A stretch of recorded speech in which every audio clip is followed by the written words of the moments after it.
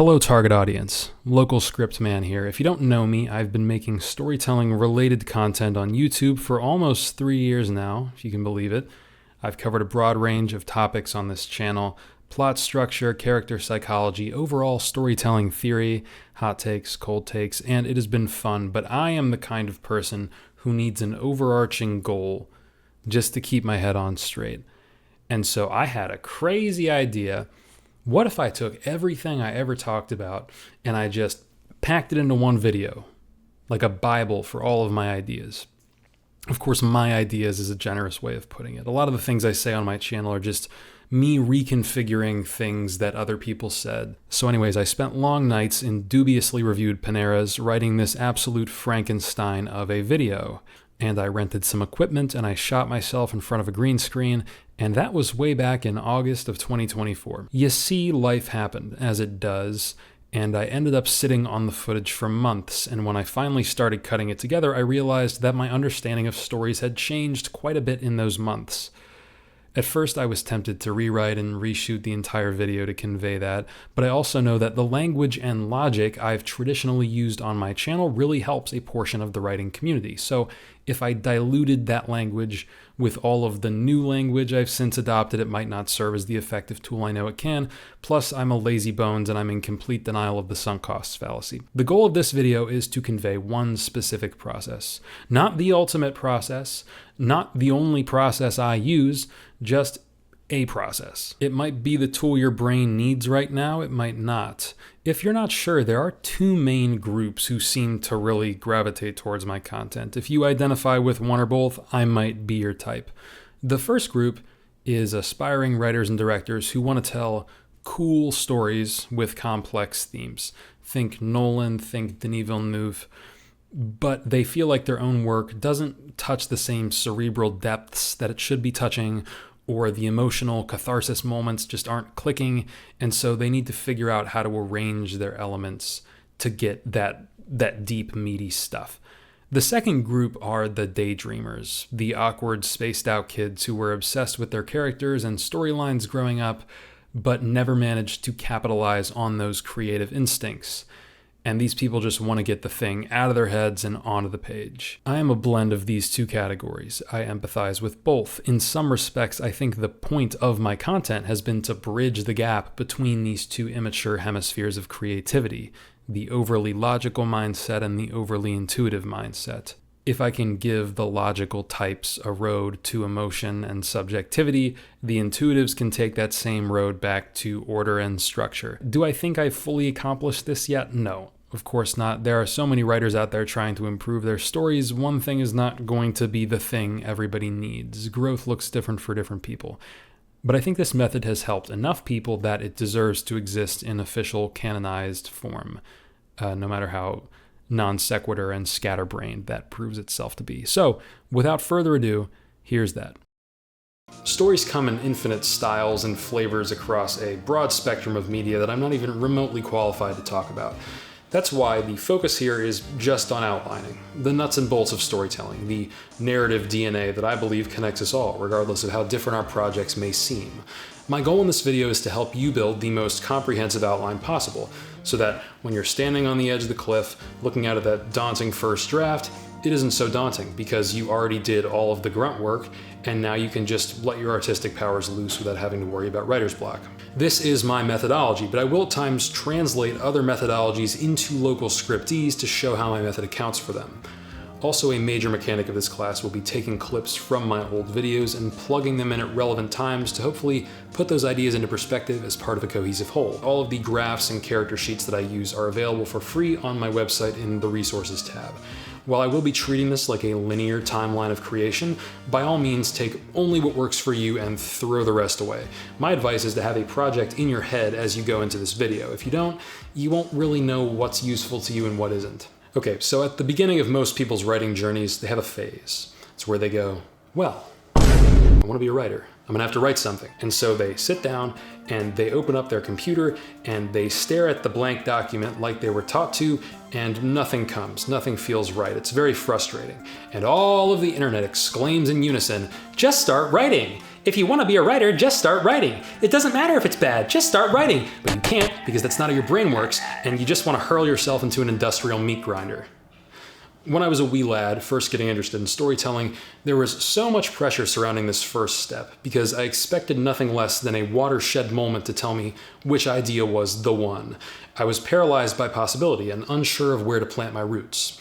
I believe this phenomenon can be explained, as all things can, with a fun little diagram. Imagine that this is the process of writing a script from beginning to end. The first leg of the trail is all about preference, deciding on your premise, deciding who your characters are. In this stage, there are no right or wrong answers. It comes down to novelty and personal taste. Eventually, though, preference gives way to problem solving. You created all of your dots, and now it's time to connect them. In this stage, something either works or doesn't. You start rearranging your ideas and finding logical ways to tie them together. But in the last section of the journey, you return to preference mode. You have a finished outline, it's super cohesive, but you find yourself hung up on the right way to word a line or the funniest joke to use in a given scene. The same anxiety of possibility can take over here because you're no longer solving problems and you're once again deferring to your creative inner voice. I live in this middle section. Virtually all of my consulting work and all of my videos happen here. You come to me at this stage, this first stage here, you ask me, how do I have a good idea? What should my story be about? I got no answer. That's on you. Unfortunately, not knowing what you want is not a problem someone else can fix. You have to decide what you want. It could be that none of your ideas are sparking joy in your heart. This is normal. Ideas are cheap. It's very hard to care about something that doesn't exist yet. A lot of people, myself included, don't even get invested in the story until the problem-solving phase. So you might just need to plow forward until you get to there. This is where it gets fun in my experience. But to get there, we just have to dive in and start making creative decisions. The original vision for this video was to create an original story from front to back using my method in real time. And that was going to be the centerpiece of the whole project. I was in love with this idea. I was so in love with it that I couldn't accept it wasn't working. The more specific I got with my demo story, the harder it became to make the points I set out to make. Maybe it was just a skill issue, entirely possible, but I was unable to make a video that was both an end-all, be-all Bible for my channel and a satisfying account of one particular creative endeavor without it feeling like the video had multiple personalities. Ultimately, I chose the former because that was the point. If you do want to see my creation process from the POV of the writer, watch this video. I think it perfectly captures the duality of creative vision and structured thinking. It doesn't show off all of my tools, but it does show a handful of them in action. The video you're watching, by contrast, will be a fully stocked Home Depot that you can revisit to find the exact tool that you need. But I don't want to throw out the demo story just yet. A long time ago, back when I was fully committed to making this just another story documentary, I made a community post asking people to submit and vote on what the premise of my story should be. And the winning answer was a story about a nomadic beekeeper trying to repollinate a post-climate apocalypse wasteland. Despite the priorities of this video, Beekeeper still has a role to play. I'm going to use that storyline in one particular segment of the video, the segment that starts now. So that's my starting point. I've chosen a premise, but even after choosing my premise, I'm still in preference mode. The sentence doesn't really give me any indication as to who my characters are or what my plot is. 100 writers could take this and write 100 different stories from it. So where do I start? My answer to that used to be theme. Take a theme, any theme. What are all the potential perspectives one could have on that theme? Oh, well, there's this one and this one and this one and this one and this. Take each perspective and turn it into a character. Boom, cast. Whether you found it helpful or not, and I know a lot of people did, my themes dogma was all over the place. Sometimes I would say a theme was a question and that the different characters should have different answers to that question. Sometimes I would say the theme was the subject matter and that the characters should have different opinions on the subject matter. Sometimes I would just interpret it as exploring different roles in a conflict. And I got away with this because nobody else knows what a theme is either. It's one of those words that doesn't have a clear meaning, so you can kind of just use it however you want. Like for a lot of people, theme means the moral message you impose on your audience. I have never once used it like that. So if you ever heard me say theme and thought I was using the John Truby definition, oops, communication error. Some people use theme as like, oh, that's a recurring theme in the story. So then a theme is like a pattern. It's just kind of a gross, mucky word to me at this point. And I've been phasing it out of my vocabulary in the last several videos because I don't like how unclear it is. And honestly, I don't think we need it. If you want to talk about the emotional logic of your story that allows the good guy to win the gunfight, just say that. If you want to talk about your message to the audience, just say that. If you want to talk about the ideas that the characters grapple with, just say that. We don't need this fake deep catch-all word to tell the stories you want to tell. I've read 110-page drafts where I'll get to the end of it and I'll have oodles of notes, and not once did my brain go, something's missing. Oh, I know the theme. I think we'd be better off just letting the consumers have that word. It's not an actual building block in the way I used to think it was. I'm going to talk about differentiating characters later. I haven't thrown those tactics out. If anything, I've sharpened them and made them more specific. But I can't get into that until I actually explain what a character is. So what is a character? Well, I used to say characters aren't people because it sounds smart and profound. And it's true technically because people are real and characters are fake. But a lot of folks will hear characters aren't people and take it to mean my knowledge about humans need not apply to my fake humans. And that's not true. A character is still a simulated person. So when characters start acting in a manner that's super inconsistent with human behavior, we tend to go, okay, that's weird. I don't know if I buy that. Notwithstanding some level of artistic liberty, human is clearly the bar.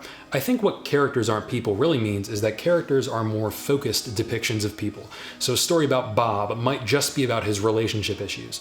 Of course, Bob's life is bigger than his relationship issues. Relationship issues are simply what the story is about. But what is shown still gets measured against reality. So instead of thinking of people and characters as apples and oranges, think of them as apples and slices of apples. My premise tells me a little something about my character, so let's take a look at that. A story about a nomadic beekeeper trying to repollinate a post-climate apocalypse wasteland. I'm really glad this premise is worded the way it is because it gives me an opportunity to make some important points. This character is saving the climate. She's doing something that most people would consider to be very good. But good and evil are external labels. They exist outside of the individual. This is true whether you believe they're socially constructed or that they're objective metaphysical rules. Either way, they are external standards that we can measure things against. So we can't look at a human and say that they're motivated by good or that they're motivated by evil. What's actually going on then? Well, on my channel, I conceptualize people with this. This is the character map. It basically creates a hierarchy of depth in a character so that you can figure out exactly how well you know them. A character experiences circumstances and learns to deal with those circumstances in a certain way, which they subconsciously apply to all areas of their life. At a glance, it looks like we have a clearly defined character with a clearly defined motivation. Her goal is to fix the climate, except goals go here. So really, we don't know anything about this character except one vestigial detail, what she wants. We're going to have to work backwards to figure out who she really is and what she's all about.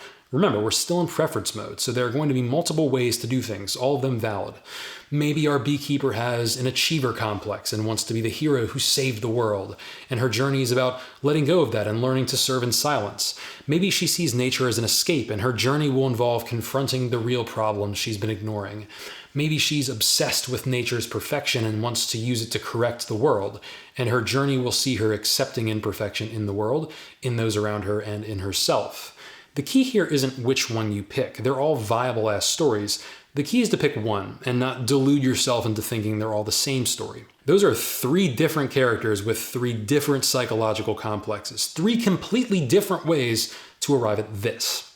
For my story, I think I want the character to have a helper complex. For a character who serves others and the world, I like the idea of that service coming from a place of personal satisfaction.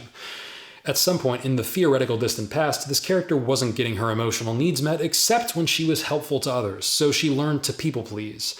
And in the context of her occupation, that looked like helping communities in the wasteland.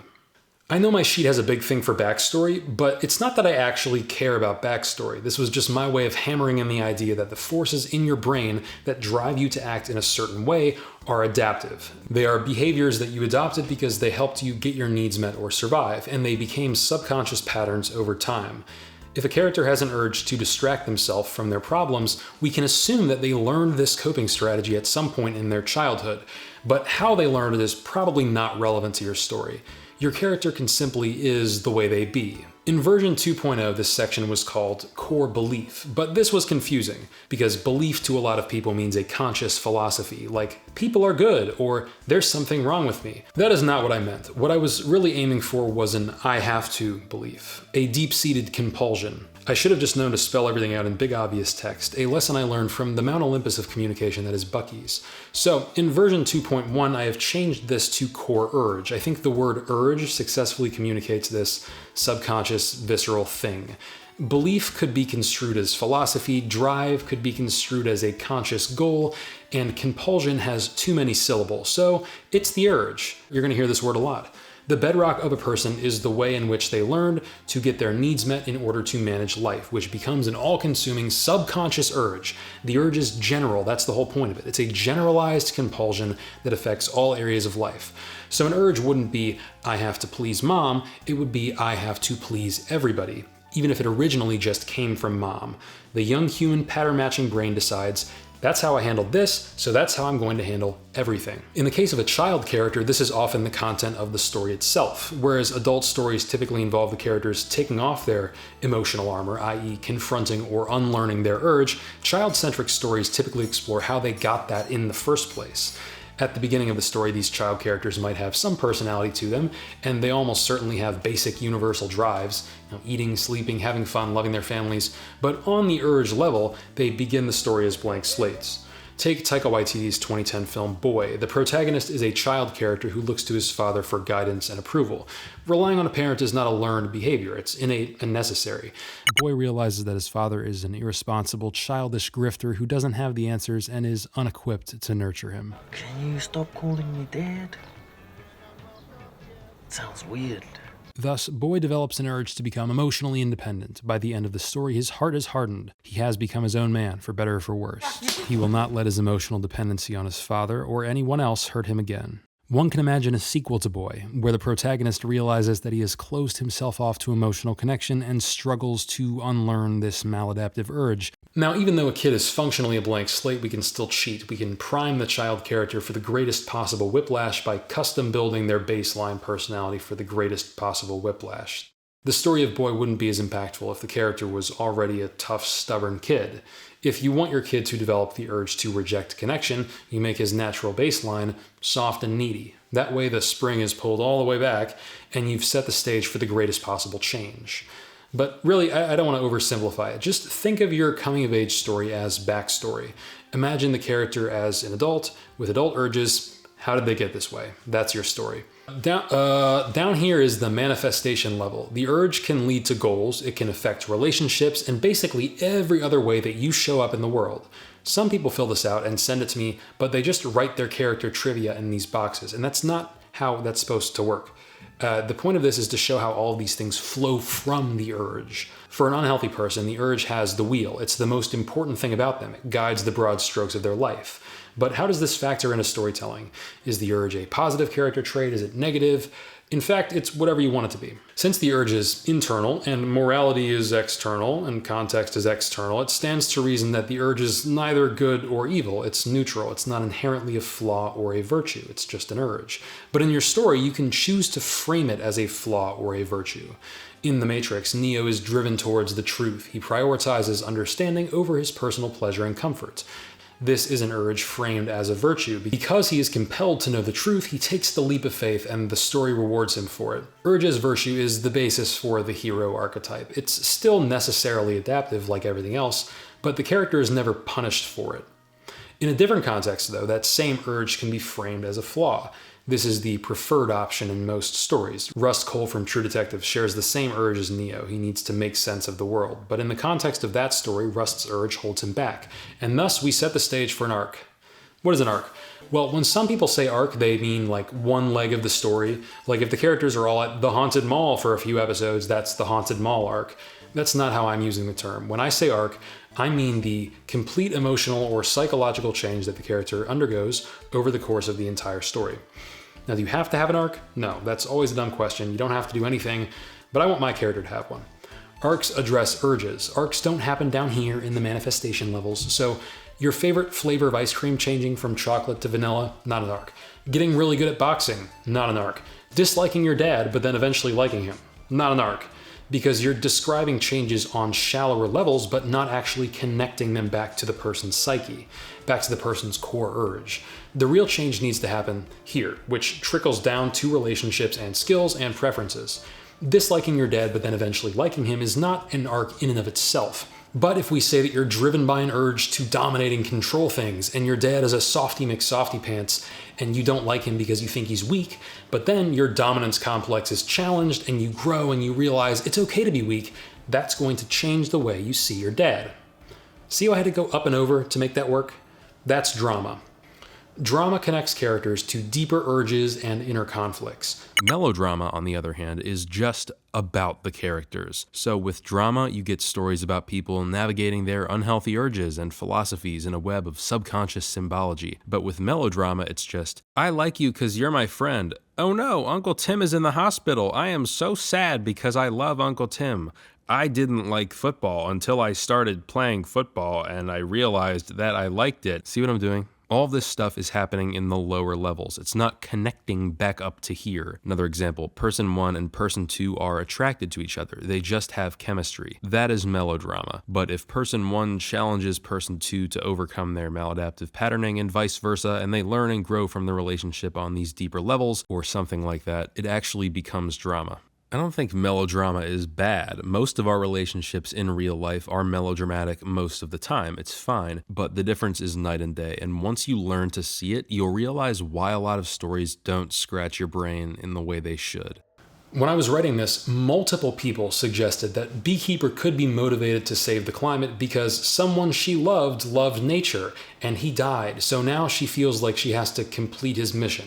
Like it or not, this trope is melodramatic. Brother, nature, but where is she in all of this? Where does it all link back up to here? It doesn't. It feels deep because it's about love and connections and symbols, but it's lacking a direct line to this character's psyche. If I went that route, she would just be the sum of all her relationships. It's melodramatic. It's not going to give you an arc. I realize that I just dissed this ubiquitous trope without offering an alternative, so here's one. This is going to sound weird, but in a story about relationships, familial or otherwise, you have to ask what the characters mean to each other.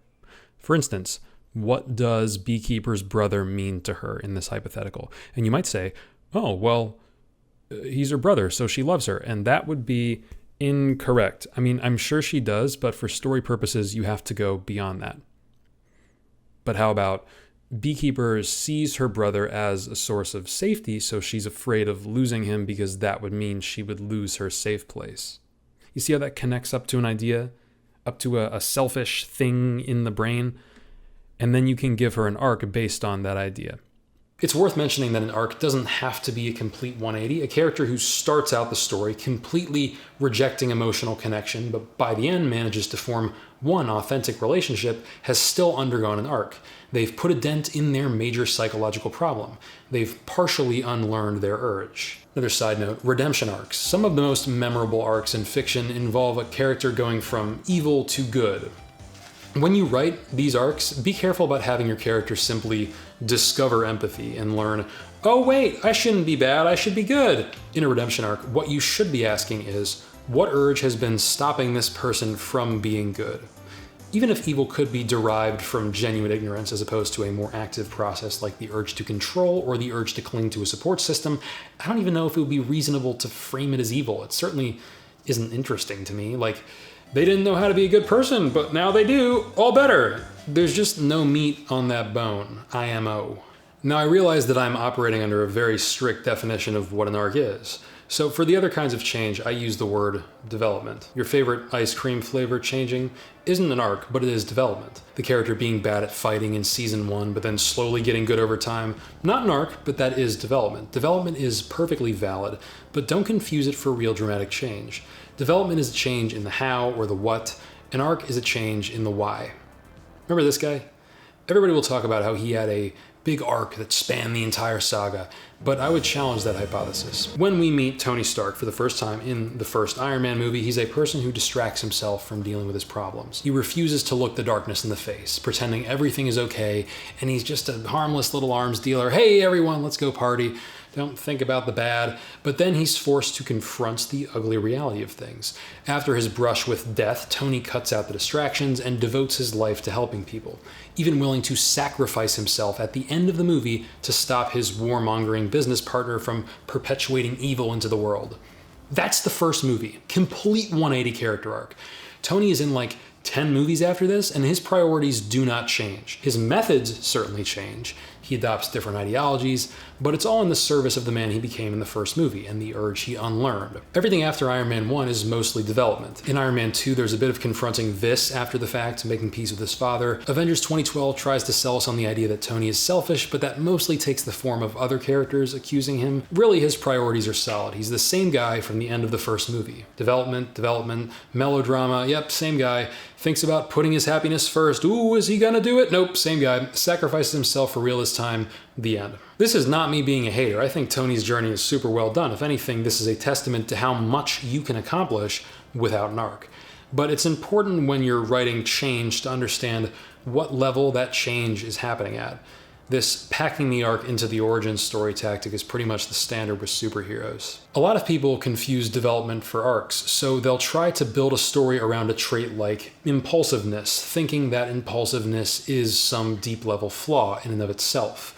But impulsiveness goes here. It relates to skills or the lack thereof. Nobody is just impulsive. They're impulsive in the service of a deeper urge. If the story is only addressing the impulsiveness and not the deeper urge, that's not an arc. It's development. The how is changing, the why is the same. Finally, there's this box, which is called stated belief or lie. The reason this exists is that most people aren't aware of what's really driving them. You might be driven by an urge to succeed because as a child, that was the only way you received love. But if you're an average to low consciousness person, you don't know that. So when somebody asks, why do you work so hard? Your brain has to make up something. So you say, oh, well, don't you know, success makes you better. In this video, I used an example character who was depressed, and I said, as a screenwriting coach, I encounter many instances of the lonely, depressed character, like way more than you would think. It's by far the most common archetype I see in other people's writing. These characters don't know what they want. They're socially isolated. They have somewhere between 0 and 1 friend. They're usually a young person with a boring job. Their parents are typically in the picture to offer some level of encouragement, but the protagonist is just flat, no passion for life, simply existing, locked in their room all day, which is predictably described as messy. I can usually tell that I'm dealing with one of these stories because it starts with an alarm clock. And the first question I ask is, why are they like this? And the answer I get is, I don't know, they're just depressed. Yeah, but what causes this character to self-isolate and neglect their health? Depression. Yeah, but what do they want? What's their primary driving motivation? Well, they don't really have any motivation. And these conversations used to go back and forth without making any progress on these characters, because every time I tried to uncover meaning, I was told that meaninglessness was the point. But eventually, I found an angle. Instead of drilling these people about motivations and backstories, I started asking them one simple question. What does your character believe about themselves? Not everybody has deep-seated motivations or convictions, but everybody has a self-concept. And so the clients couldn't skirt around this question when I asked it. And lo and behold, when I did, the conversation would finally blossom into something actionable. We'd realize that the protagonist was not, in fact, stricken with vague, unspecific Kirkland brand depression, but with a particular self-concept issue. Maybe they believe that if they go out into the world, they'll be overwhelmed by the chaos of it all, so they stay at home and play video games. Maybe they believe that it's too late for them to make friends. Maybe they believe that the outside world hates them. Maybe they believe that they're doomed to fail at anything they try. Maybe they believe that they are a danger to others. And don't tell me it's all of those things. Pick one, decide on a core belief, and then work outward from there. A lot of people found this helpful, but have asked me how this slots into my methodology. Well, it goes somewhere between here and here. Again, this is a distortion, so it might be the case that they know exactly why they're stuck, but more than likely they've created a false story to explain it. A story that paints them as a victim of circumstance.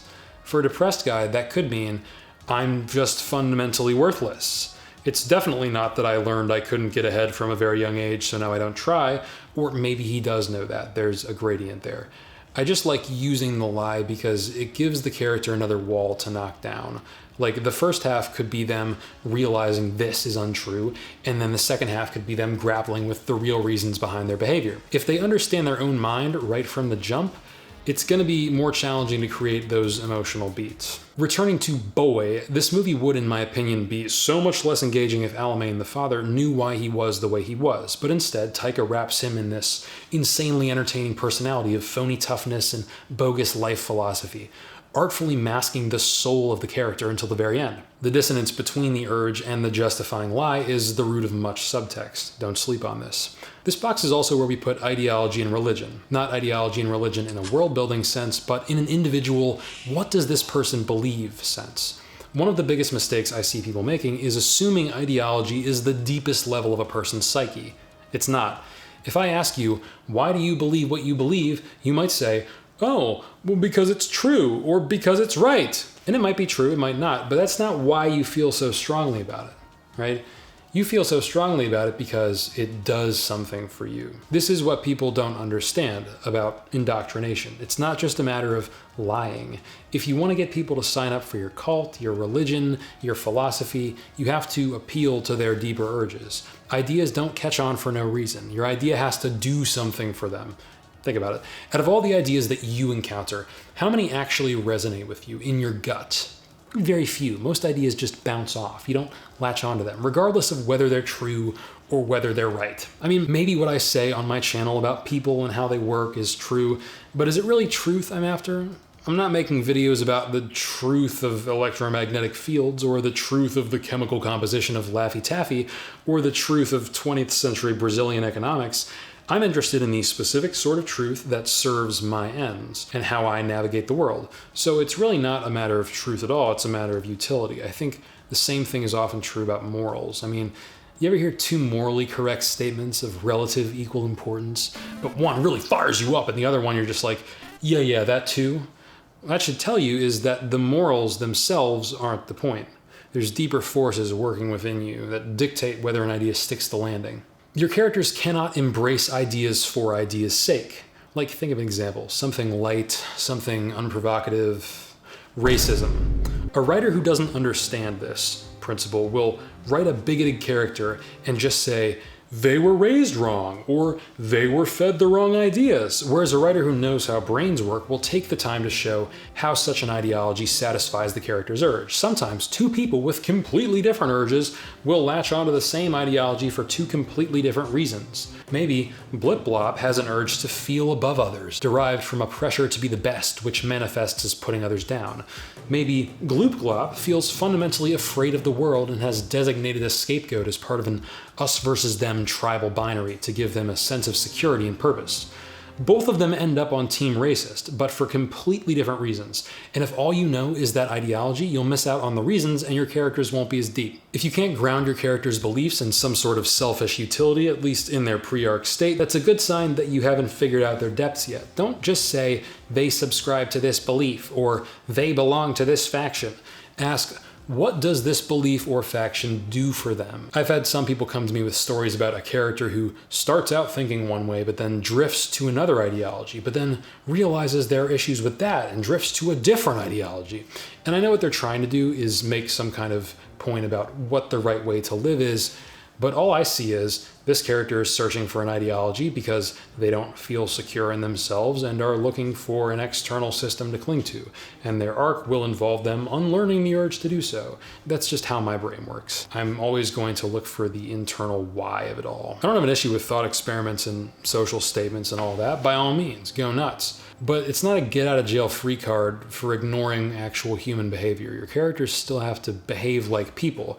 I mean, if they don't, then isn't your message being delivered under false pretenses? Wouldn't a failure to account for human patterning compromise your entire argument?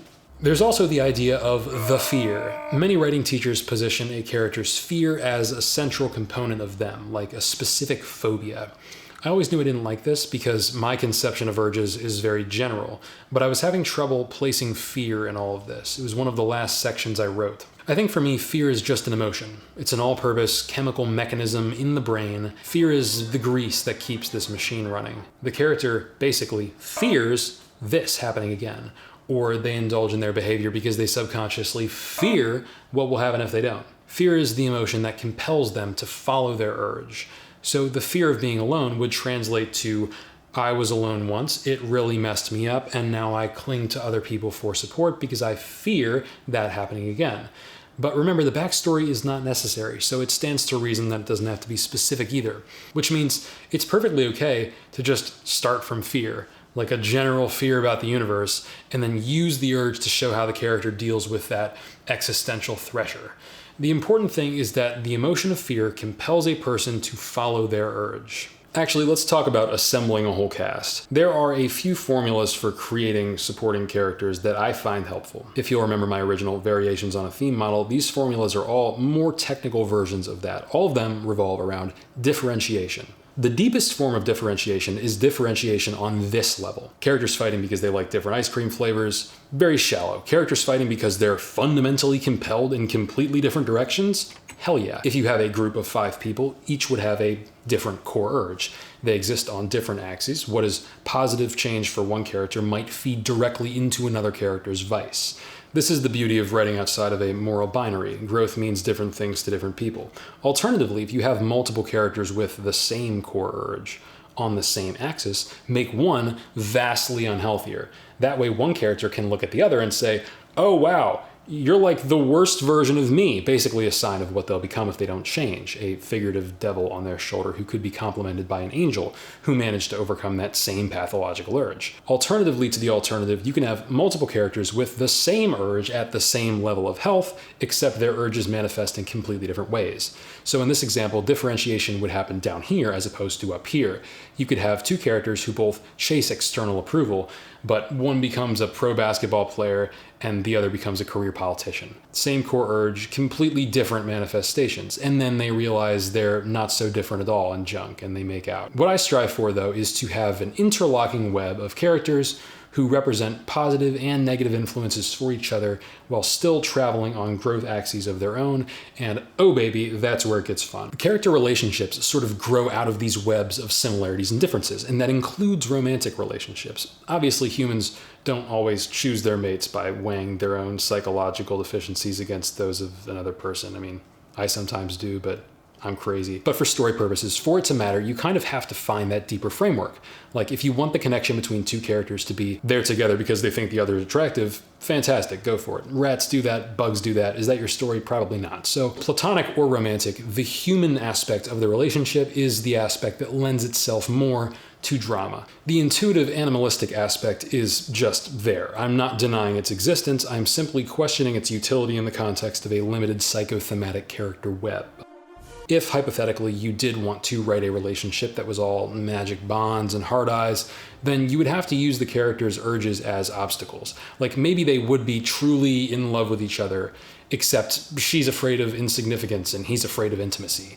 So characters can be drawn to each other because of their urges or in spite of them. Both dynamics work. Just figure out which you're doing. Most importantly, the characters are individuals before they are a couple. If you're not sure whether your understanding of a character goes deep enough, there's one simple word that can give you an answer. It's why. Why does this farmer want to win the zucchini contest? Okay, I guess it's to impress the rest of the town. And why does this farmer want to impress the rest of the town? Because they feel worthless without external validation. And why do they feel worthless without external validation? Well, it's because when they were a kid... Okay, pause. You see how we just crossed over into backstory? That means we passed through the deepest point of the character, this.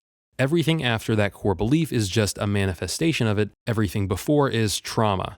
But this is the core. When it comes to what's in this circle, you shouldn't have to bring up any other characters or any nouns, this is the soul. If neither the character map or the Y chain work for you, you could use this instead. Same idea, is just a different configuration I changed, by the way. These are the layers of a character. The character's core urge is here, individual, but the way they relate to others, ideas, groups, things outside of themselves, that's here in this next layer. That's relational. So melodrama is when you're just operating in this relational layer, but it never connects to the center. And then if you go one more layer, you cross over into meta. That's where archetypal labels like protagonist and villain come into play. They're descriptive. They're outside looking in. When you assign a character a trait, you need to be extremely conscious of how deep that trait actually is. Arrogance, for example. We want our character to be arrogant. So we imagine arrogance as being here, and we try to depict it in the character's choices and dialogue. And it doesn't land, because the reality is arrogant is a descriptive term that could describe a number of complexes. Is your arrogant character an intellectual who gains a sense of comfort from understanding the world and thus attacks perspectives that don't align with their understanding? Is he a person who feels innate shame and acts cocky to compensate and prove himself? Or does he lash out at others because he's terrified of his control being challenged? Or does he have a savior complex and thinks he knows what's best for everyone? I could keep going, but you see what I mean? Trying to make an external observation like arrogance the core of a character is like trying to replicate a 5-star restaurant's food just by reading their Yelp reviews. Like, Gladys from Maryland said the ravioli was excellent. Write that down. We gotta remember to put excellence in the ravioli. Like, it's not how cooking works. You have to actually get the recipe, and then the consumers apply those labels, not you. We can certainly work backwards from these external observations. So when you say this character is a hero, that's fine, but understand that you're not describing anything about the character. You're making a statement about how you want other people, whether they be readers, meta, or other characters, relational, to describe that character. And then you're gonna have to work backward from that to actually create the fictional person. A character believing in a god or being loyal to a cause isn't deep enough. Those are second-level relational traits. You have to ask why they believe in a god or why they're loyal to that cause. What urge from within compels them to relate to the world around them in these ways? My rule of thumb is try to describe the character without referencing any other characters or any other specific elements in the story. Then you'll know if they stand on their own. I did say I would address other conceptions of character and show how they plug into this thing. And one of the most popular is the want versus need model. Want versus need is kind of an apples versus oranges situation. A want is derived from the character's urge. It's a thing they've set their mind to because it does something for them. It satisfies their urge. Like, I didn't receive love unless I achieved things, so achieving becomes my urge, and therefore I want to get the best grade. It's relational, derived from individual. Need, on the other hand, is a meta-construct. It's what I, the writer, have decided is best for this character according to my own morals. It's a framing device, which is fine. It's impossible to not have some level of meta-framing, but it's in a totally different category than want. In my system, the closest thing to need is the assumption that the character might need to unlearn or de-universalize the urge, assuming the urge is being framed as a flaw, which it almost certainly is to a degree. Need is also a messy word like theme because it does get used in a lot of different ways. A lot of writers define need as basically want but deeper, which I call urge, or deeper still, a survival requirement, which I'm guilty of sometimes, but I do hope the discrepancy is obvious in context. And none of these align with the accepted psychological definition of need, which is simply a deficiency that arouses behavior. So be careful with this word, it's a doozy. So again, think of your character, think of the urge. Now think of a situation where that urge will not work. That's the first step to creating an arc. For example, the super common trope of the tough military dude who has to look out for some little kid. It's literally that. I'm going to give you something that your normal system cannot manage, and it's going to force you to grow or break. The single biggest reason people don't like my system might be the fact that I oppose a character having multiple core urges and multiple arcs surrounding them. People will ask me, why can't my character be driven by a desire for fame, but also he's afraid of being alone, but also he likes to be in control? And my answer is always, well, what if you had to make him choose? Which one would come out on top? That's his foundation. But I realize this could use some qualification. What I'm really opposed to is the character having a random grab bag of motivations, pulling them in different unrelated directions. But there are ways to connect those motivations. Option 1, urge versus the absence of urge. Option 1 is you create contradictory drives on a single axis of health, chasing status and recognition, versus accepting that you're enough and don't need all of that. In my conception of character, these are not two separate motivations. These are two ends of a single range of possibility, corresponding to one urge, with the positive end being the absence of said urge. This works. And if you have a character at a medium level of health, yeah, they could be yanked one way or the other throughout the story. But that's not two urges, that's one urge versus the absence of it. It's like the basis for any sitcom character who is mostly good, but they just have that one little compulsion that gets them into trouble and causes them to butt heads with their friends, and it totally works. Here's what doesn't work. Chasing recognition versus relinquishing power and allowing yourself to be vulnerable. That's just apples and oranges. Those aren't on the same axis. They're two different things, two different arcs, two different conversations. They don't belong in the same character. Again, which one matters more? But option 2 is stacking. That's where instead of trying to have what is essentially multiple characters in the same body, you decide which one is the base layer, and then you find some way to plug the other thing into it. So it's really just a manifestation of the first thing. So instead of saying the character wants recognition and power, which are two different things, you can say they want recognition as a means of achieving power, or power as a means of achieving recognition, but you still define the base layer. So then people will look at me and they'll ask, well, what if one chunk of the story explores one core issue, and then in the sequel or whatever, I explore a different one? And I'm like, so let me get this straight. You want to establish all of this stuff and build an arc around it, beginning, middle, and end, but then in the sequel, you want to swap it out for some other issue? Because to me, this issue is the character, or like 95% of the character. So if you change this, it's not the same character anymore. You're just putting a different soul in the same body. Like, what do you think a character is? Just their vibe and their quirks? That's just the dressing on top of this for me. So the notion that you could just swap this out and tell a different story with the same character is kind of insane to me. I just don't get it. A character is a range of possibilities, but not an infinite range. So the point I'm trying to make with all of these configurations is to emphasize that when you're dealing with multiple internal forces acting on a character, the goal should not be to balance them. The goal should be to connect them with a vertical hierarchy where one thing causes the other. Now, I have seen some people overthink this and turn a character into a complicated equation of inputs and outputs. Like, she wants to be loved, but only partially because she wants to be in control because control makes her happy, and she sees happiness as love unless she can't be loved because then she'll become self-destructive. No, stop. Keep it simple. If you do it like that, you're not going to be able to designate a specific axis of growth or regression. This storytelling theory business is very wordy, and I think some people get tangled up in the words and lose sight of what they're actually doing. Obviously, characters don't have to have positive arcs. Your character could fail to unlearn their urge. They could fall even deeper into their unhealthy pattern. They could tragically die because they don't overcome it. The beats in that story would look a little different. You'd still have that first act moment where they encounter a situation that doesn't compute with their core urge, but instead of overcoming it, they succumb to it. They fail to learn, and the story punishes them for it. I just like to rip the Band-Aid off and give characters names. I've worked with writers before who were like about to start drafting, or they were already drafting, and they still were using placeholders like the main character and the main character's sister. And I don't know how you can get into it until you name your characters. It doesn't really matter what you name them. It's just a label, but pick something. A name is like a container for the meaning you'll fill it with. The longer you go without naming your characters, the harder it's going to be, because now you have to cram everything into the container at once, and it's going to feel off because the character basically grew up in your mind without a name. And the word that's going to now represent 100% of that character on the page is the textual equivalent of that friend who joined the group later and doesn't know all of the inside jokes. Give your characters names immediately. Just trust me. I think that covers all of the character stuff. Oh yeah, except... So to address another fundamental thing that people get hung up on, a lot of writing advice is built on character archetypes like protagonist, antagonist, deuteragonist, station wagonist. Most of the content of this video comes from my consulting work. I pay attention to the problems I encounter. I pay attention to the types of solutions my clients and I find. I write down patterns, I get second opinions, and then I eventually write a cohesive video script and put my thoughts on the internet. I say all of this because in all of my travels, I can't think of a single instance where the lack of a clear protagonist was the problem. Not once have I ever found myself going, well, this piece is full of colorful characters with deep motivations and dynamic relationships, and the logic of the story is perfectly coherent. It executes setups and payoffs immaculately, but damn it, it doesn't lend itself to my arbitrary meta labels, so I must change it. Oh, but don't you know?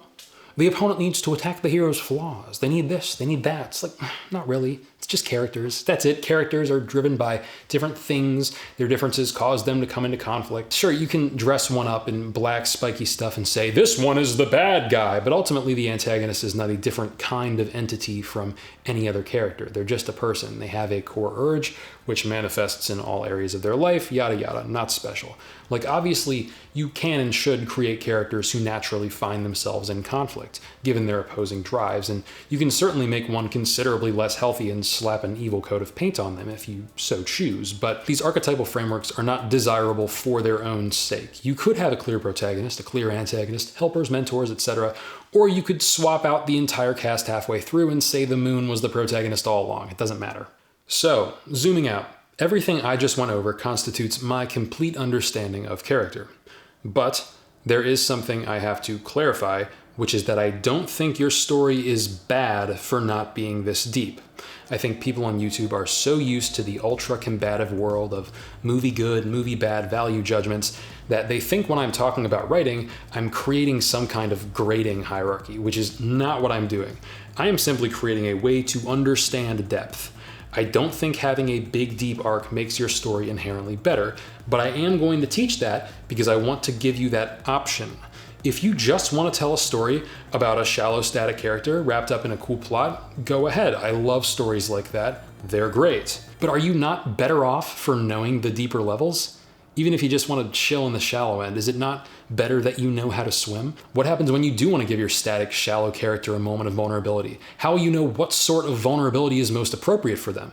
So the first 50 minutes of this video consisted of me playing in the character psychology sandbox, and all of that is important, but we are talking about stories, and stories do have form.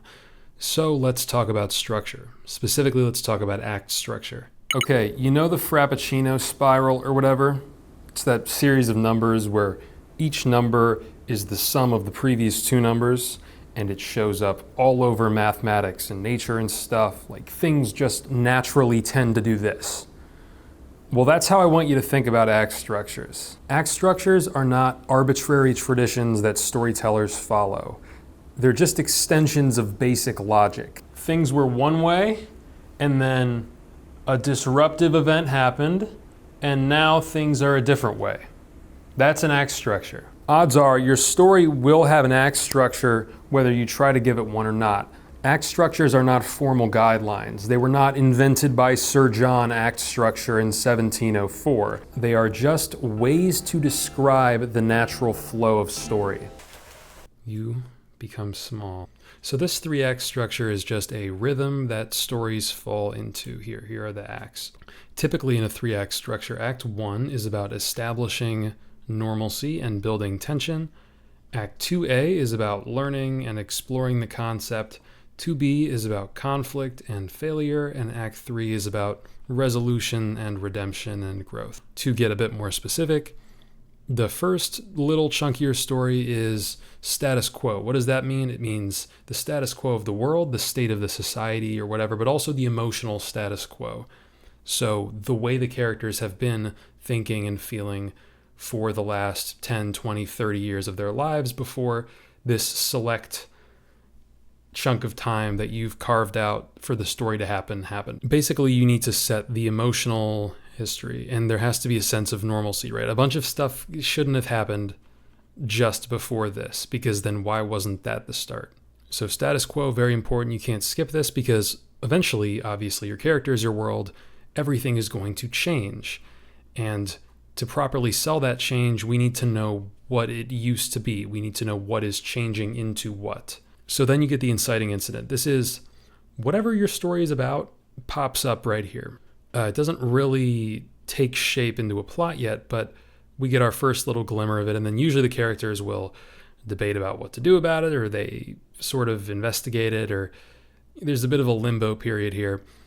The break into Act 2, I just think of as the situation beginning. The story is being what it was marketed as.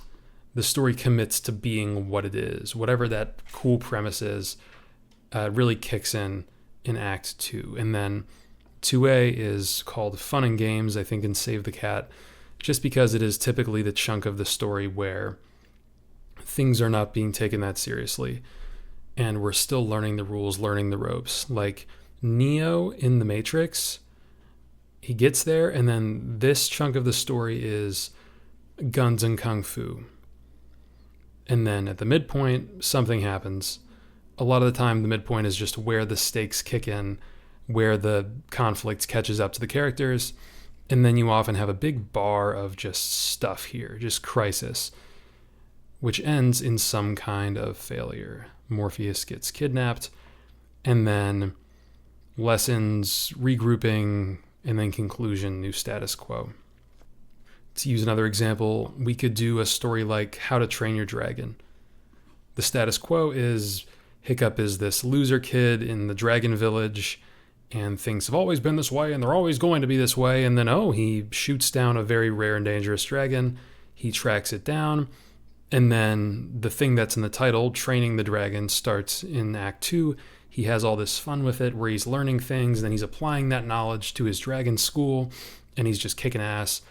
And then there's a big midpoint confrontation where Toothless has to come and save him, which ends in Toothless getting captured, and then everybody has to gear up for the big battle at the end. The supporting characters come in and they're riding dragons too. Now, this is not meant to demystify all of storydom, but it is a formula that works. And you can add to it, subtract from it, and subvert it to your heart's content. Don't feel obligated to, though. This is so general. Your story isn't unoriginal for following this structure any more than a painting is unoriginal for being on a canvas. But let's talk about the painting. Your characters are unique fictional entities you've created, and now it is time to plug them into this structure. Once you know what your characters are going to struggle with, you can place their major arc beats on your act structure timeline. You can weave their individual storylines into the big storyline. Don't think of arcs as gradual processes of change that will just stop you from creating hard-hitting pivotal scenes. Think of arcs as consisting of a few key moments. For instance, if I know that a character struggles with a control urge, I can confidently say that right about here is the moment that they should ignore the lesson and hold on to control. And right here are the consequences of that, the dark night of the soul, and then the character is finally going to overcome their need for control and relinquish it in some capacity. And that's going to be the ending of their storyline. I don't know what any of that means in plot terms. I don't know where those scenes are or who else is in them. I don't even know what story I'm talking about right now. I will figure out the context of these moments later. Right now, they are just emotional placeholders. If you're unsure about what your placeholders should be and you didn't get much out of the first 50 minutes of this video, I did an entire series about how the 9 Enneagram types are basically 9 prepackaged character arcs. If you're feeling lost, go see if any of those speak to you. So right now, the goal is not plot. The goal is simply to create a timeline of character moments. The big choices, the revelations, the key emotional scenes, the conversations. When I say timeline, I mean timeline. Some people make digital timelines on apps like Miro, but I like to make a literal timeline on a literal wall. And then I use sticky notes to represent the aforementioned character moments. Now, I know what you're wondering. Is there a song to explain this? As a matter of fact, there is. You assign each character a different color sticky note. And you find a nice big wall. Divide the wall into imaginary columns. From left to right, each column is a scene. If a character is present in the scene, you put their sticky note in that column. And on that sticky note, you write what they're doing, thinking, or feeling in the scene. For every scene? For every scene. Oh my god. Until you're done. Sticky note. Oh, don't you see? I think I do. For every scene, it's so much fun. Yes. That's it. I got a lot of people asking me if I could give a more specific explanation, but there is none. It's a timeline color-coded by character. Very simple. If I put a sticky note not directly on the column, it's probably because I don't know exactly where it goes yet, or it's a sentiment that spans a period of time. If I leave a blank one, it might just be because I know a character is present, but I haven't figured out what they're doing yet. I don't know. Treat this like a flow state visualizer. It's not a rigid system. Rigid systems are never good for creativity. You want broad, flexible heuristics. You can move notes around, you can change them. Nothing is sacred, nothing is permanent. I do it in part because I like to stand and pace around while I work. It's great for a group setting. It's great if you're addicted to color coding everything. But regardless of how you do it, now is the time to lay out all of your story beats where you can see them. Keep in mind, this beat board is not a definitive scene list, not yet. So don't worry about the transitions between scenes. Don't worry about locations. Don't worry about the flow of the story. The focus is on the characters and what they do. Placeholders are the what, plot is the how. Here's the thing about plot. In my experience, it kind of just starts happening. While you're trying to figure out the character arcs, you'll accidentally generate some plot. While you're outlining, you'll accidentally generate some plot. Because plot is an emergent phenomenon.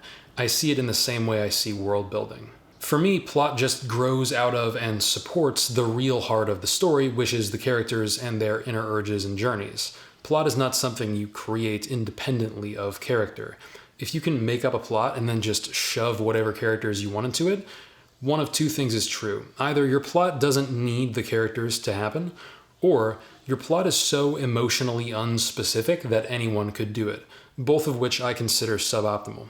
Like I said earlier, if you find yourself in this situation, stop. Figure out the story package, the characters, their journeys, the ideas they grapple with, and be prepared to throw elements of your story away. In this system, plot is not an end, it is a means to an end, which is character drama. You have these characters that are fundamentally different, but just because characters are fundamentally different doesn't mean they're automatically going to butt heads. Contrast doesn't automatically mean conflict. So you have to put them in a situation that brings their conflict to the surface. This is perhaps the most important function of plot. It should be custom built to force characters to reckon with their inner problems. So basically, just make up a plot that gets you the character beats you want. Now, just because your plot is serving your characters doesn't mean it should look that way. It still needs to be logically sound so that it resembles a natural domino effect. Not necessarily realistic, just logically sound.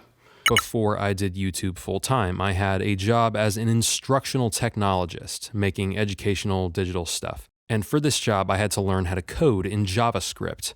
I hated it, but in JavaScript, you have to declare variables. That means you have to tell the computer what things are going to be important in your code. When I was writing practice code, I would tell my computer that the variable asphalt was important. And since I told my computer that asphalt was important and I gave asphalt a specific value, the computer had to acknowledge the importance of asphalt. Asphalt could very well be the defining variable in a mountain of code, and as long as the importance of asphalt was consistent and I didn't contradict myself, the code wouldn't have any errors.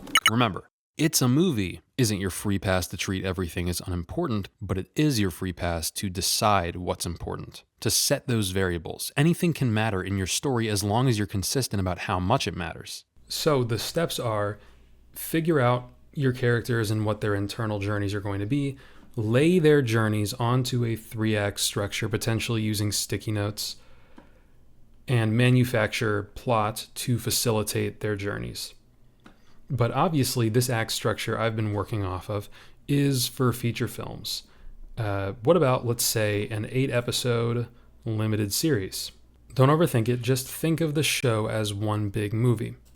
So, in an 8-episode series, Act 1 would be episodes 1 and 2, Act 2, episodes 3 through 6, and Act 3, episodes 7 and 8. The beats still fall in the same places. They're just a little bit more spaced out. And you can fill that space with more character scenes, more world building detail, whatever you want.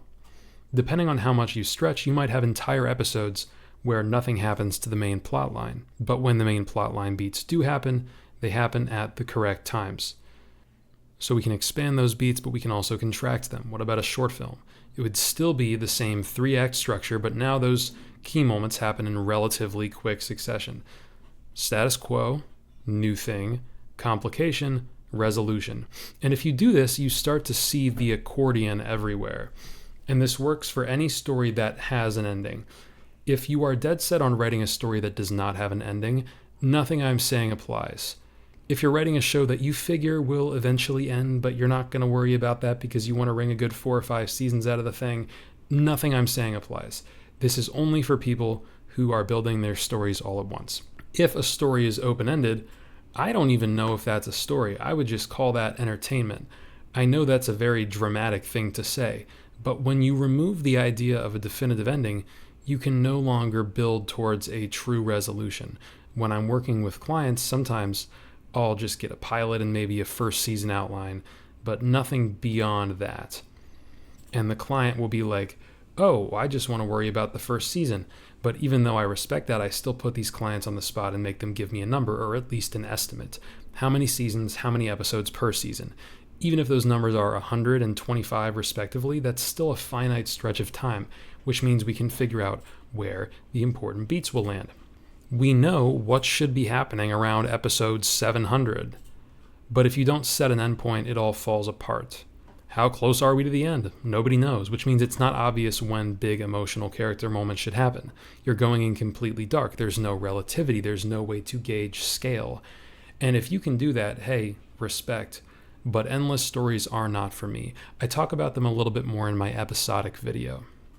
Serialized TV is when you have to watch the episodes in order because each one flows into the next, and they have an overarching plot. Episodic TV is when each episode gets to be its own thing, a new contained adventure every time. That's the unspoken contract between episodic creators and episodic consumers. I will watch because I enjoy spending time with these characters. And as long as these characters are being utilized in faithful and dynamic ways, I will keep tuning back in. But for serialized content, the contract is this better be headed towards a meaningful climax. I also want to touch on sequels. I tend to disapprove of completing one installment and then starting from scratch and building another one, just because there's credits or a back cover between the first installment and the second doesn't mean it's not all one continuity. I think people have become conditioned to take sequels for granted because of how popular they are, but a lot of these sequels are not pulling on the deeper threads of the original if the originals had any to begin with. Ripley in Aliens functionally is not the same character as Warrant Officer Ripley in the original. Alien 1 was a survival story. Ripley was a space girl with a no-nonsense personality. Not super deep, but hey, awesome. And then Ripley in the second one has this whole motherhood journey. Also awesome. Cameron used the available material and gave it a dramatic backbone. And he wasn't inhibited by any deep stuff that came before because there wasn't any. For this reason, I would wager that the ease of writing a deep sequel is inversely proportional to how deep the original was. In other words, if you blew your emotional load in the first one and you gave all of the characters their arcs, what's next? Like I talked about earlier, Tony Stark has his arc in the first Iron Man movie, his why changes, and then everything after that is just development bolstered by melodrama and plot. His what and how change, but the true psychological shift occurred in the first one. If you're dead set on having a complete arc in your first installment, that's cool, but know that sequels are going to be a pain in your ass. You have some options available to you. You could go the superhero route and keep them dramatically static while finding other levers of intrigue and excitement. Valid. You could have the character revert back to their old ways. You could go with the Blade Runner approach, swap out protagonists, put your old MC in a supporting role now that they've learned their lesson. You could go with the True Detective anthology approach and just bring in a whole new cast. But typically, when people come to me talking about sagas and they say, oh, I'm only worrying about the first book, I just make them lay out the whole thing in front of me and I treat it like one story because it is. And I ignore the borders between installments and I put the sticky notes where they need to go. And people usually thank me later. So I spent a bunch of time talking about characters, how to build and arrange and manage them. Then I talked about attaching characters to structure. And then I talked about how structure expands and contracts across mediums. And I kind of framed all of this as a procedural paint-by-numbers thing. But stories are not created on an assembly line. They develop organically. Every finished story is the result of potentially a years-long tinkering process. And the nature of that process is not immediately evident to the consumer, specifically the starting point or the initial spark of inspiration. So I want to share some alternative backdoors into story. I want to explore other tributaries, other starting points, because I don't want this to just be treated as a one-size-fits-all tool. For instance, let's say you are starting with a cool world or concept that you want to turn into a story. Well, you might have to take an alternate path to get to this point. In your case, you're going to have to find the character in the concept. What big moral hang-up does that concept or world have baked into it? The example I use is the sci-fi cloning premise. What would people in that cloning story fight about? Human rights, the essence of self? So then each side of that argument becomes a character. And then, this is important, you work backwards, you figure out what urges might compel them to take that side of the argument. Again, ideology is not enough. And voila, you have a cast. I've noticed a lot of world-first writers are very hesitant to decide which story in their world they want to tell.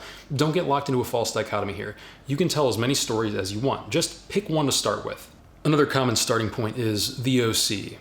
Generally, this is a character that sort of just lives in your head or in artwork, and you never plan to feature them in a story. In the least patronizing way possible, think of it kind of like an imaginary friend. But then, one day you're like, what if I did write a story about my little person? And so you sit down and you try to do it, but oftentimes there are issues. I think the single biggest clog in the artist to writer pipeline is the lack of real depth in their OCs. They know this stuff, but they don't know this stuff. And they've gotten away with not knowing this stuff because this stuff is enough to make you feel like you know the character. They walk like a person, talk like a person, vibe like a person, so they must be a person.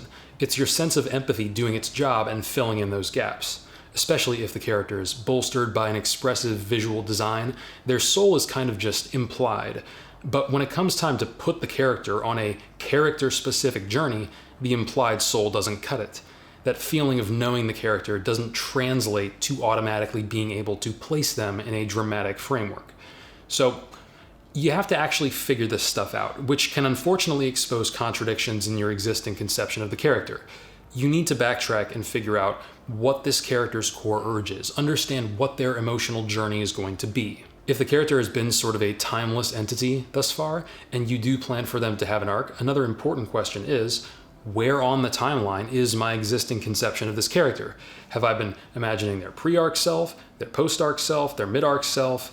You have to figure that out if you want to build a story around them. If you want to give your character an arc, you have to figure out if the version of that character you have now is post-arc, pre-arc, or mid-arc. You have to place this character on a timeline, and no matter where you place them, you're going to be forced to spend whole scenes, maybe even whole acts, with a version of this character that you're unfamiliar with, because that's how arcs work. Ultimately though, no matter where you're starting, you need to isolate the character or characters, figure out their core issues, and determine if and how they're going to change. This combo is the jumping off point for everything else. Character, urge, arc, if applicable. If you don't get that right, you're going to be months deep into a super complicated plot, but the characters are going to be nonsense. Get the package figured out. Of course, the final hypothetical here is that you already wrote a draft, or 6. You've probably picked up on the fact that I plan everything. However, plenty of writers prefer to just fly by the seat of their pants and start typing. I previously thought of this as a spectrum from planner to pantser, but someone pointed out to me that actually everybody pantses on some level. I structure as far into the process as I can, but my understanding of dialogue and word choice is an intuitive artsy thing.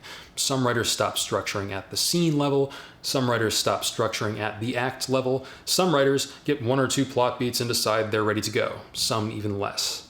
So it's really just a matter of how thoroughly you prefer to plan your stories. That being said, if you're not sure, I am going to yell at you and tell you to do it my way. Reason being, in theory, you don't want to write a draft if you're going to be baking flaws into it. At least that's the way I think about it. But this happens like all the time. It happens to me even though I actively try to avoid it and I put off the drafting process. And sometimes you just got to nuke the thing from orbit and start over.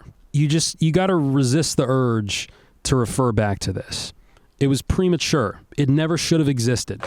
It was a phenotypic extrapolation of some jank-ass inbred story DNA. You need to correct those genes before you grow another body, or the same thing is just going to keep happening over and over again. It's not your writing that's broken, it's the story. But a decent chunk of you have drafts that you've put a lot of work into. I mean, you're online looking for writing advice. There's a good chance you have something written and don't like it. And I do apologize, I had to set the table, but let me address this demographic. If you already have a broken draft, here are the 4 steps you need to take in order to save it. Listen very carefully. Step 1, reverse engineer your draft into an outline.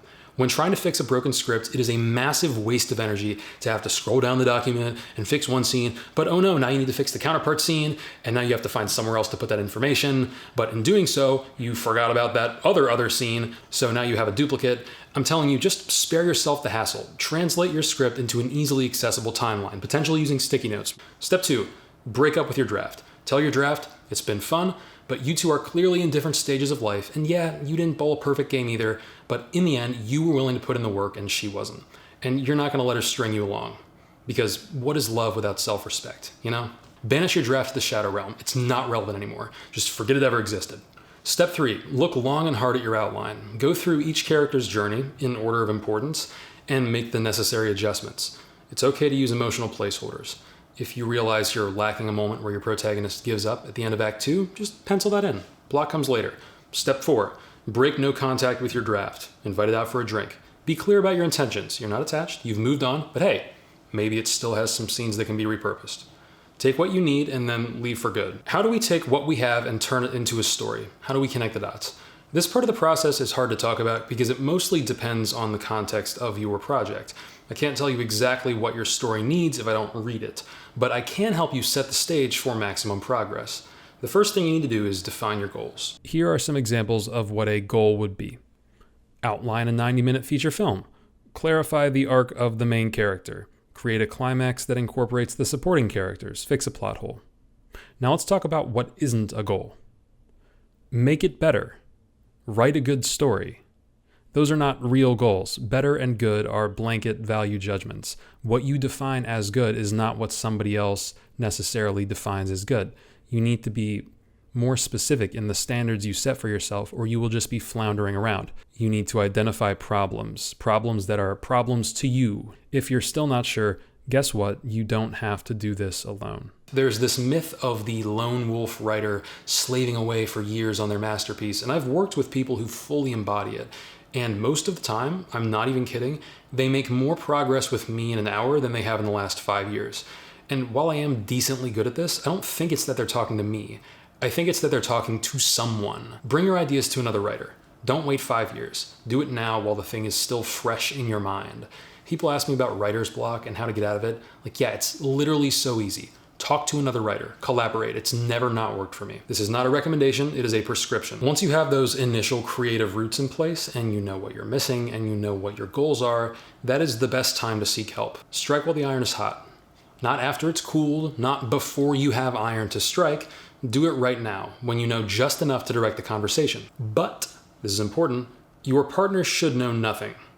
You should have them go in blind. At the beginning of the conversation, you pitch it to them or you have them read something in advance, and then you just pop on a call and go. This other person should not care about your project in the way that you do. If you're writing in a 2-person team and you're both stale, same principle. Get a new voice, get an outsider, and then just let them talk. So if you'll forgive my constant recapping, first I spent a bunch of time going over characters and what happens in their brains. Next I talked about applying all of that character stuff to a narrative structure, and then I talked about the different ways to approach this process. And now I want to get into the weeds and cover some specific topics that I could not cram in anywhere else. First one's a quickie: pacing. Bad pacing is not a problem.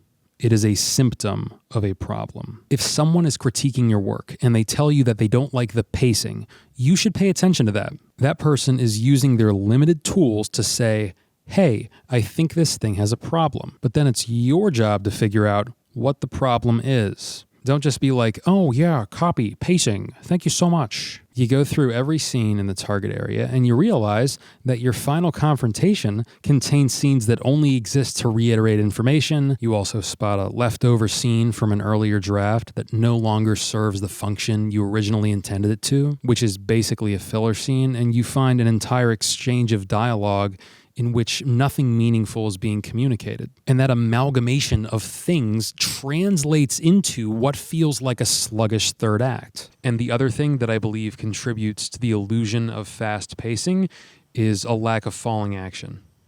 You really need time to check in with all of your characters, all of your plot lines, all of your dynamics, after the thing has concluded, to say, hey, how you doing now? How you doing now? After all that shit, how are you feeling right now? What'd you learn from this, you know?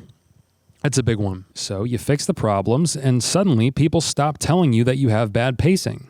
Fancy that. It's almost like pacing is an audience word and not a writer word. Is the term pacing still helpful sometimes? Yeah, I think so. I mean, if we're just talking about how something feels to an audience, you know, if we're communicating with that audience, if we're trying to get into the audience's head, then it can be a useful stepping stone. But it is not a quality in and of itself. And even like a year after making that video, I still feel that way about pacing. Okay, next I want to talk about world building. World building versus lore, what's the difference? Well, language is a limited tool we use to make sense of reality, but as far as this video is concerned, I'm going to call world building the horizontal scope of the fictional universe. Like, if I dropped you into a story and you looked around, what would you see? Places, cultures, institutions, languages, etc. And I'm going to say that lore is the story of how it all got there. These two things work together, but they're not the same. So yeah, world building is the horizontal axis, width, breadth, and lore is depth. Lore is how'd that get here? pretty self-explanatory. If you just show me a single image of the ball in the air, I don't know how long it's going to be in the air. I don't know where it's going to land. I don't know its story. But if you show me where the ball is and where it was 5 seconds ago and where it was 5 seconds before that, I can very easily predict where it's headed.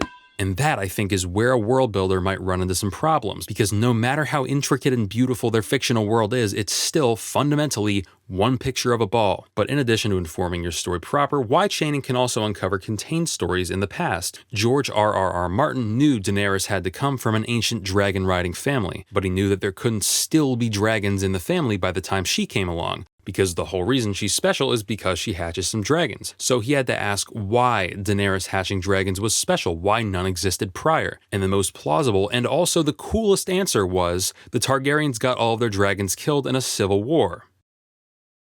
Why was there a civil war? And just like that, a whole new story begins to branch out with its own complex cast of characters embodying different perspectives, plotting, scheming, backstabbing, not having finished scripts because of the writer's strike, not being able to improvise because it's in their contracts, please halt production. And that's how lore is done. Finally, before I wrap this video up, I want to touch on dialogue.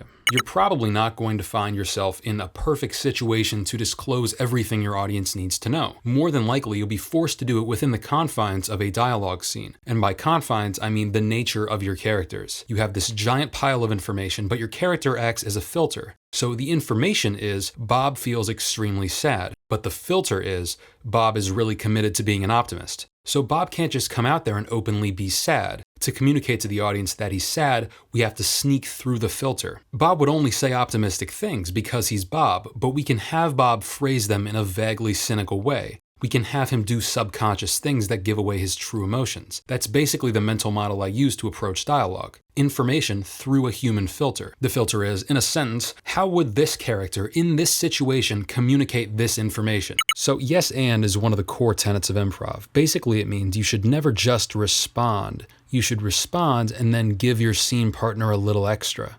That way the conversation can mutate, new information keeps getting added by design, the scene stays alive and never gets stale. Does that mean you should drop a huge game-changing revelation at the end of every line? Absolutely not. All I'm saying is that maybe the answer to your writer's block is letting a bit of additional information slip out. This is what we'll call a type A conversation. Every line is a line, every color is an idea. But this is a type B conversation. The colors are offset. Here's the yes, here's the and the and sets the stage for the next line, making the conversation harder to disengage from. First model walks, second model duplicates, then elaborates. Character voice is a thing that a lot of writers worry about. Nobody wants their characters to all talk the same, right? The most common solutions for the character voice problem are typically just suggestions on how to differentiate. Like all of those writing Instagram pages that look like this, it's always just longer versus shorter sentences. Do they use contractions? Give them one weird quirk or mannerism so that they stick out. But I think this is a very surface level approach to the problem. So I just wanted to go over my model for dialogue. The first step for building dialogue is context. What's the situation? What's happening in the plot? What was just revealed? What was just said? Then it's how does the character feel about that context? And then you take how they feel and you filter it. What are you filtering it through? Well, for one, goals. The raw thoughts in your head don't always serve your goals. Like if you had a crush on your coworker, you wouldn't be able to freely express yourself because of that filter, the career. So I want to spend the rest of my life with you might get transformed into, I'll print anything for you, just let me know. Because you have a vested interest in keeping your job. And then there's the superego. That's the voice in your head that makes you feel guilty for things, I think. Most people think it comes from culture and upbringing. That's going to dilute the original feelings too. Also ask yourself, would the character speak at all? If the feelings are inappropriate and the character knows they're inappropriate, they might keep it in or only espouse a partial truth. Depends on the character. Obviously, these filters exist.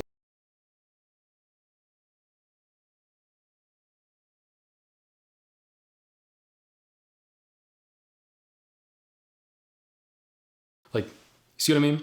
I think character voice is such an elusive thing for people because they're trying to create all of that differentiation at the surface level, at the word level, instead of thinking about what's actually driving the characters. And I get that there's more pressure when you're working with prose as opposed to screenplays, but either way, I'm much more forgiving of similar speech patterns than I am of dialogue that doesn't reflect actual frickin' consciousness. What would this specific character say in this situation? Looking back on their journey thus far, the lessons they've learned, the other forces weighing on them, their current emotional state, how would they react mentally and emotionally? Would they actually ask the question you're having them ask? Or do they already know the answer? Or would they not care? Or would they phrase the question in a way that reflects their biases? You need to go through your dialogue with a fine-tooth comb and make sure it's character specific. Sure, maybe on a stylistic level, but more importantly on a thought level. Words come from brains. That's like the fun part for me. I'm not saying I completely disregard rhythm and flavor in dialogue, but knowing dialogue is only the tip of the mental iceberg has made the process even more rewarding. Now, after all of that, what I'm about to say is probably the last thing you'd expect, but art is subjectular and there are no rules. It's true. There's no such thing as an objectively good story. Yes, there is a such thing as an objectively consistent story, but you can't make the leap from consistent to good, because good is a value judgment. Why is consistency good? Because people tend to like consistent stories? Okay, well, now you're appealing to popularity. Also cringe. When I realized this, it was a hard pill to swallow because I had built my entire artistic identity on the notion of an objective standard of goodness. But when I finally let it go, I realized that I didn't need it. This is the essence of being secure in your creativity, I think. Whether it's an objective grading scale, or a cheering crowd, or your bank account, you shouldn't be looking to something outside of yourself to determine the worth of your art. But it takes a while to get there. A lot of younger writers will tell me they take notes on my videos and follow my formulas, and they'll come to me with questions like, is it okay if I have two protagonists? And what I want to tell these people is, stop blindly following my directions. I don't want people to impose arbitrary boundaries on themselves because of what I say. Take my rule about story logic versus real logic. I can talk all I want about how the fates of characters should hinge on their choices and not random coincidence because of cause and effect payoffs, but that's not inherently better. You can make a story where random chance is a deciding factor. The only thing I'll say is, if you're doing that story, do that story. Build your characters and your plot around random chaos and explore how people deal with it. Be deliberate. I'm not going to come after your story for vapid dialogue if vapid dialogue is the point.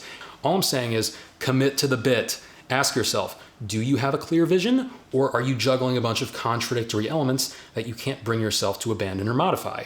Does this plot thread matter or not? Am I doing X, Y, and Z because it's part of my vision, or because I'm too attached, too comfortable, or otherwise unwilling to advocate for my art?